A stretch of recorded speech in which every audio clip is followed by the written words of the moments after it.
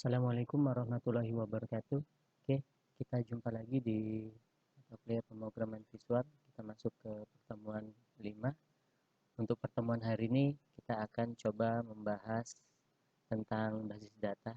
Tentu saja yang kita bahas bukan apa itu basis data dan seterusnya ya, karena di pertemuan sebelumnya, di semester sebelumnya Anda sudah mempelajari tentang basis data. Nah, untuk pertemuan 5 ini kita akan coba membuat basis data, kemudian mengolah datanya menggunakan pemrograman Visual C#.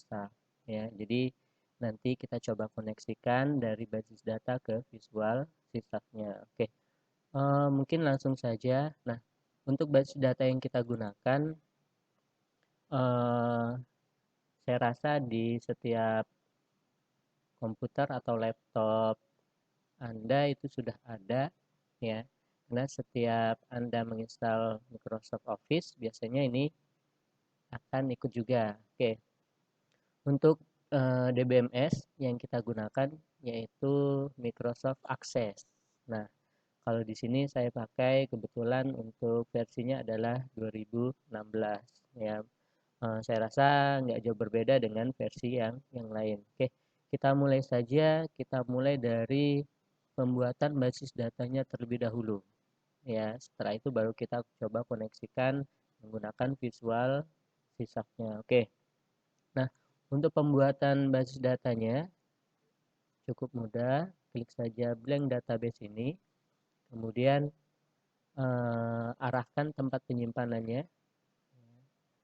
Oke, saya sudah siapkan foldernya sebelumnya.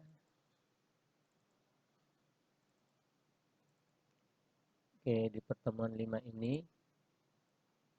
Oke, untuk namanya bisa Anda rubah. Nah, ini untuk ekstensi dari basis datanya ya.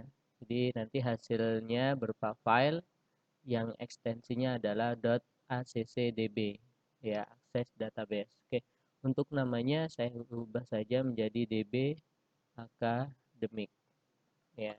Basis datanya dengan nama db akademik. Oke. Nah, untuk selanjutnya kita tadi sudah membuat basis data dengan nama DB Akademik. Nah, biasanya di dalam basis data itu ada tabel-tabel untuk penyimpanan datanya. Nah, kita contohkan untuk materi saat ini kita hanya perlu satu tabel saja. Ya, kita akan coba tambahkan satu tabel. Caranya di sini ada tabel satu ini. Ya, ini sudah tersedia. Klik kanan, desain view. Klik kanan, desain view. Oke, kemudian kita bisa memberikan nama tabelnya. Saya contohkan di sini. Jadi database-nya tentang akademik, maka saya masukkan salah satu contoh tabelnya yaitu mahasiswa. Oke, nah sudah terbuat satu buah tabel dengan nama mahasiswa, tapi sebelumnya kita harus atur dulu kolom yang ada di tabel mahasiswa. Ya, kolomnya apa saja atau field-nya ya. Oke, saya mulai dari yang pertama itu NIM. Ya, saya buat di sini short text saja. Ya, kemudian nama sama saya pakai short text. Kemudian alamat. Ya, saya pakai short text juga. Oke, nah kunci ini tandanya berarti sebagai primary key. Nah, berarti di sini di tabel mahasiswa, NIM saya gunakan sebagai primary key. Nah, kemudian kita atur dulu untuk eh, panjang ya, panjang filenya ya. Anda bisa klik di NIM, kemudian di bagian bawah ini ada fill size-nya. NIM kan hanya terisi 10 ya. Jadi saya batasin hanya bisa 10. Nama saya buat di sini 30, sedangkan alamat saya buat 50. Ya. Oke, kemudian Anda bisa simpan terlebih dahulu. Ya. Save.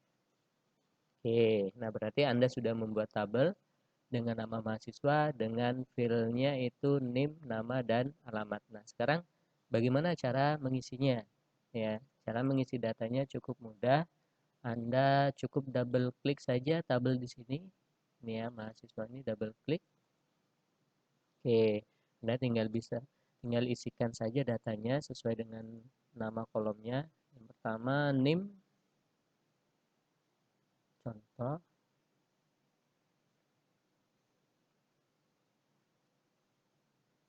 Oke, nah ini contoh data saja. Anda bisa menginputkan satu atau dua contoh datanya saja. Oke, kemudian Anda bisa save dengan cara tekan saja tombol di keyboard Ctrl S.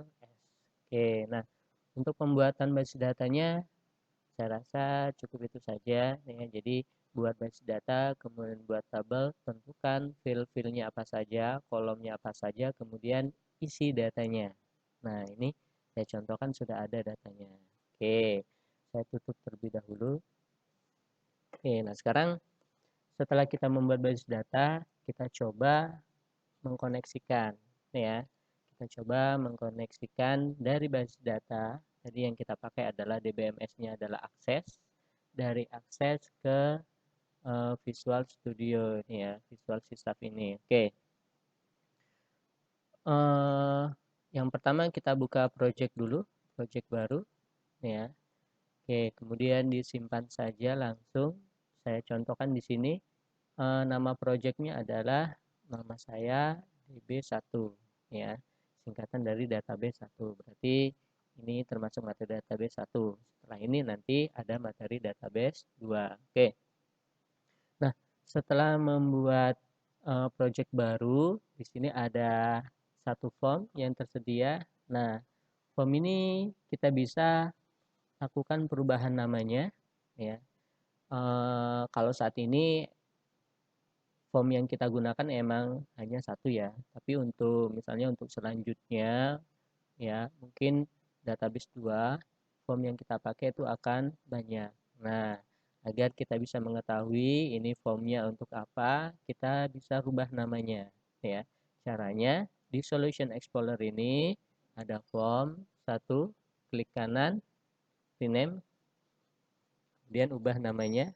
Saya contohkan FRM MHS ya, form untuk data mahasiswa. Tadi kan kita sudah buat basis data DB Akademik dan di dalamnya ada tabel mahasiswa. Oke, berarti di form ini nanti kita coba untuk menampilkan data dari database tadi ya, dari tabel mahasiswa, mengolah data mahasiswa, semuanya ada di form ini ya. Oke, kemudian setelah Anda enter tadi ya, Anda pilih yes saja. Oke, jangan lupa tadi .cs-nya jangan dihapus ya. .cs-nya jangan dihapus, biarkan tetap ada di sana. Jadi frmmhs.cs. Nah, ketika ada pesan seperti ini, jangan lupa tekan saja yes ya, agar semuanya di project ini yang menyangkut namanya form 1 itu akan dirubah menjadi FRM-MHS. Pilih saja yes.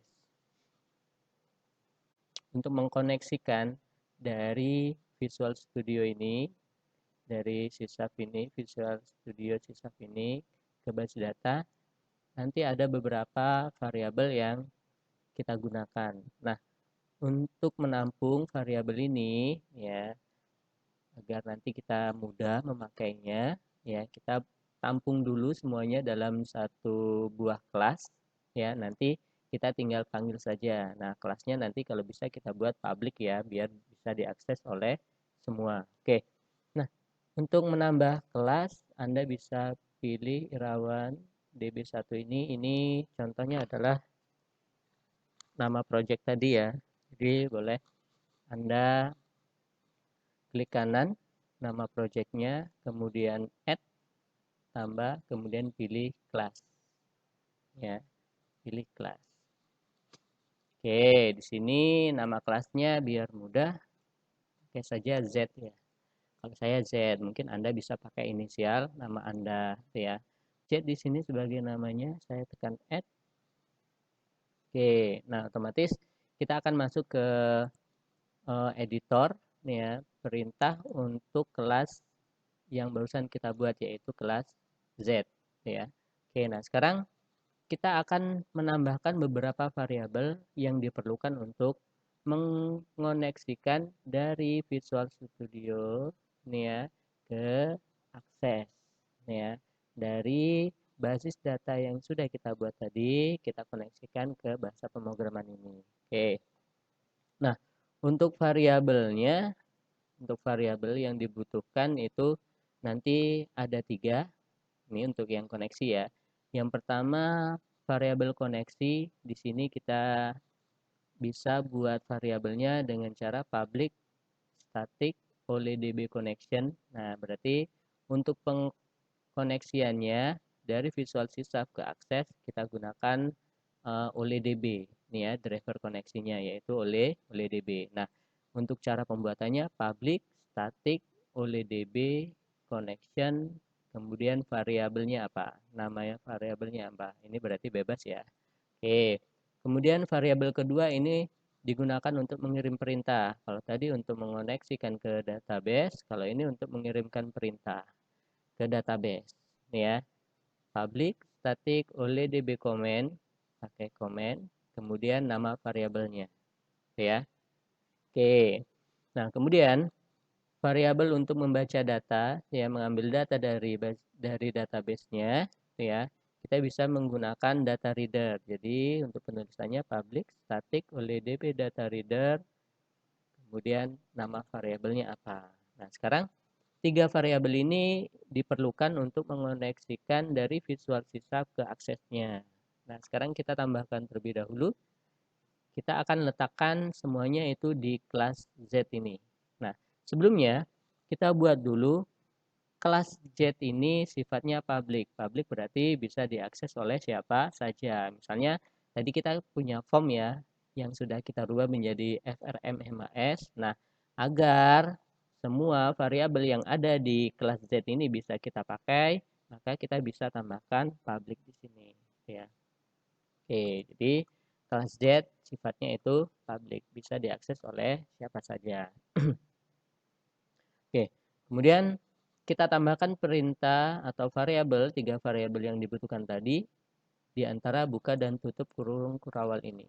Oke, saya letakkan di sini. Yang pertama tadi ada variabel untuk mengoneksikan ya, variabel koneksi. Oke, karena tadi kita pakai oleh DB connection ya, maka public static oleh DB. Nah, di sini nggak ada bantuannya nih ya. Tidak ada keluar bantuan oleh DB-nya. Oke. Sebelum Anda menggunakan oleh DB, maka Anda tambahkan dulu nih ya. Anda tambahkan dulu di header-nya ini ya, kita panggil dulu using system.data.oledb. Ya, jadi kita harus panggil dulu oleh DB-nya melalui file header ini. Ya, kita gunakan file header oleh DB ini, baru nanti kita bisa pakai oleh DB-nya. Ya, oleh DB connection. Oke, spasi nama variabelnya. Oke, di sini nama variabelnya saya buat CON. CON itu singkatan dari connection. Ya, dari connection. Jadi nanti bisa diingat ya, kalau untuk connection berarti variabelnya adalah CON. Oke, kemudian variabel kedua tadi digunakan untuk mengirimkan perintah ya, DB comment, DB comment. Nah, karena ini perintah komen, maka saya buat nama variabelnya CMD saja ya, biar mudah diingat. Kemudian selanjutnya public static oleh DB data reader untuk mengambil datanya. Data reader saya buat variabelnya adalah DTR ya, untuk mengingat saja. Oke. Nah, kita sudah buat 3 variabel ini yang digunakan untuk mengkoneksikan dari Visual C# ke aksesnya. Kita sudah tambahkan juga. Nah, kemudian kalau 3 variabel ini yang dibutuhkan untuk mengoteksikan ke akses. Nah, sekarang untuk mengambil data dari tabelnya, kita perlu ada variabel lagi, ya. Oke. Nah, untuk variabelnya ada 2, ya. Yang pertama untuk koneksi ke data tabelnya, data adapter ini untuk mengambil data. dalam bentuk dataset ya, dalam bentuk dataset kita buat variabelnya public static oleh db data adapter spasi variabel ya. Namanya apa, nama variabelnya maksudnya ini ya. Jadi public static oleh data adapter spasi nama variabelnya apa.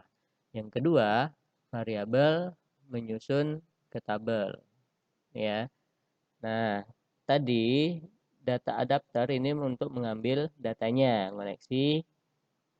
koneksi ke tabel dan ngambil data dalam bentuk dataset. Nah, dari dataset agar bisa terbentuk dalam bentuk tabel, maka kita bisa buat variabel data table.